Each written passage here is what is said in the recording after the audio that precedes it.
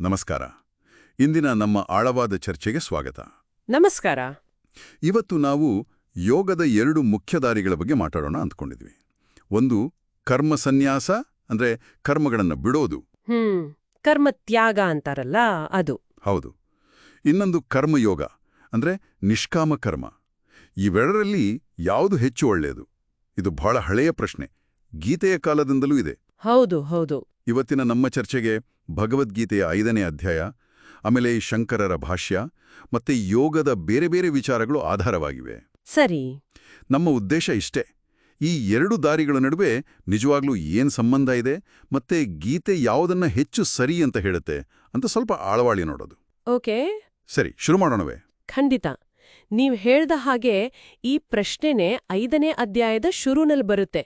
ಅರ್ಜುನನೇ ಕೃಷ್ಣನನ್ನ ಕೇಳ್ತಾನೆ. ಹೌದಲ್ಲ? ಏನಂತ ಕೇಳ್ತಾನೆ?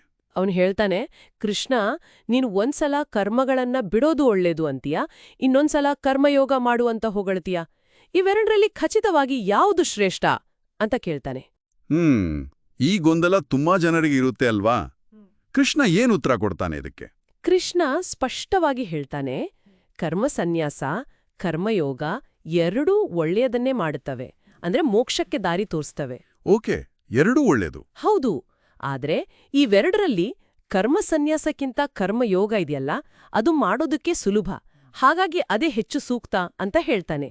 ವಿಶಿಷ್ಯತೆ ಅನ್ನೋ ಪದ ಬಳಸ್ತಾನೆ. ಆಹಾ, ಅಂದ್ರೆ ಹೆಚ್ಚು ಪ್ರಾಕ್ಟಿಕಲ್ ಅಂತನಾ? ಹೌದು.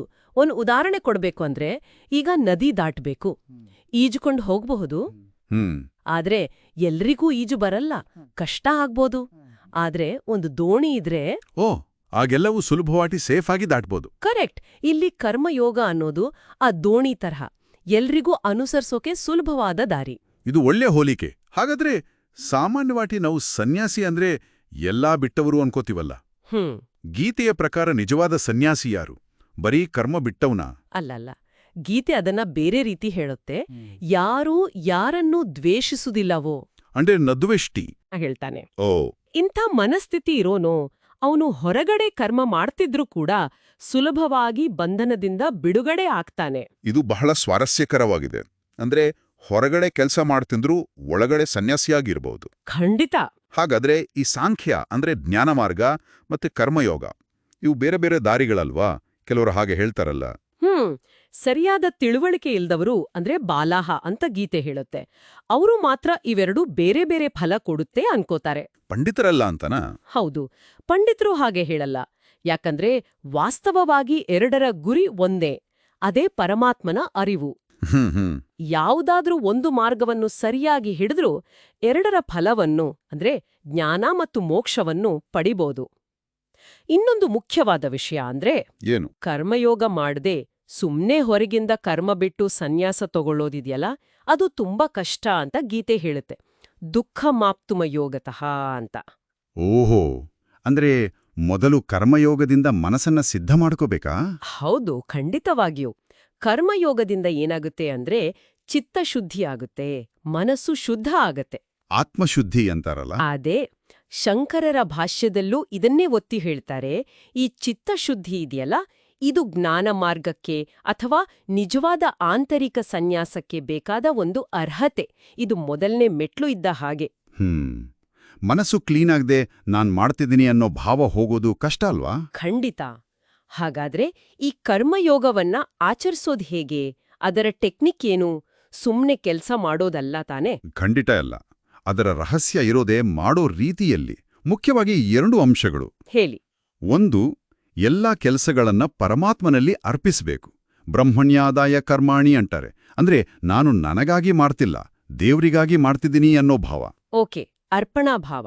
ಎರಡನೇದು, ಫಲದ ಮೇಲೆ ಆಸೆ ಇರಬಾರ್ದು. ಸಂಗಂ ತ್ಯಕ್ತ್ವ. ಫಲ ಸಿಗುತ್ತೋ ಬಿಡುತ್ತೋ ಅದರ ಬಗ್ಗೆ ತಲೆ ಕೆಡಿಸ್ಕೊಳ್ಳದೆ ಕರ್ತವ್ಯ ಮಾಡಬೇಕು.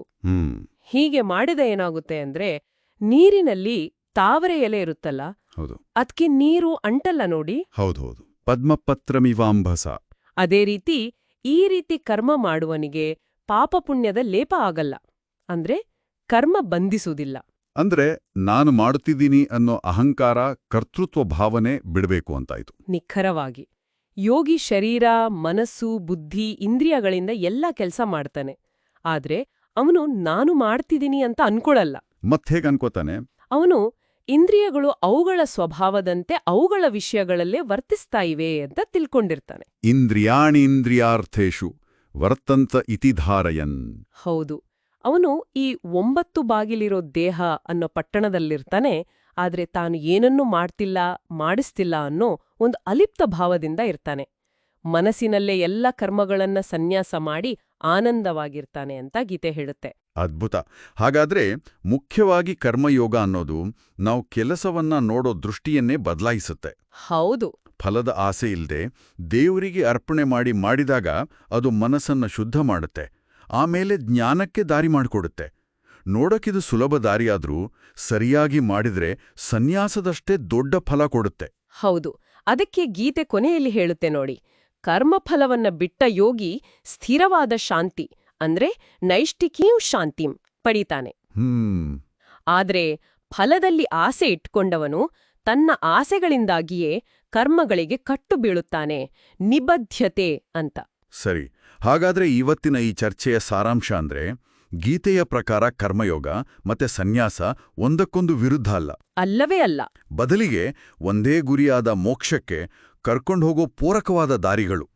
ಅದರಲ್ಲೂ ನಿಷ್ಕಾಮ ಕರ್ಮಯೋಗ ಅನ್ನೋದು ಎಲ್ಲರೂ ಮಾಡಬಹುದಾದ, ಮನಸ್ಸನ್ನ ಶುದ್ಧ ಮಾಡಿ ನಿಜವಾದ ವೈರಾಗ್ಯ ಮತ್ತೆ ಜ್ಞಾನಕ್ಕೆ ಅಡಿಪಾಯ ಹಾಕೋ ಒಂದು ಮುಖ್ಯ ದಾರಿ. ಖಂಡಿತವಾಗಿಯೂ. ಇಲ್ಲಿ ಒಂದು ವಿಷಯ ಯೋಚನೆ ಮಾಡಬಹುದು. ಹೇಳಿ. ನಾವು ದಿನಾ ಮಾಡುವ ಸಣ್ಣ ಪುಟ್ಟ ಕೆಲ್ಸಗಳನ್ನೇ ತಗೊಳ್ಳಿ, ಅದರ ರಿಸಲ್ಟ್ ಬಗ್ಗೆ ತಲೆ ಕೆಡಿಸ್ಕೊಳ್ದೆ ಇದು ನನ್ನ ಡ್ಯೂಟಿ ಅಂತ ಅನ್ಕೊಂಡು ಒಂದ್ ರೀತಿ ದೇವ್ರಿಗೆ ಅರ್ಪಿಸ್ತಿದ್ದೀನಿ ಅನ್ನೋ ಭಾವನೆಯಿಂದ ಮಾಡಿದ್ರೆ ನಮ್ಮ ಮನಸ್ಸಿನ ಸ್ಥಿತಿಯಲ್ಲಿ, ನಮ್ಮ ಒಳಗಿನ ಶಾಂತಿಯಲ್ಲಿ ಎಂಥ ಬದಲಾವಣೆ ಆಗ್ಬೋದು? ಯೋಚಿಸ್ಬೇಕಾದ ವಿಷಯ ಅಲ್ವಾ?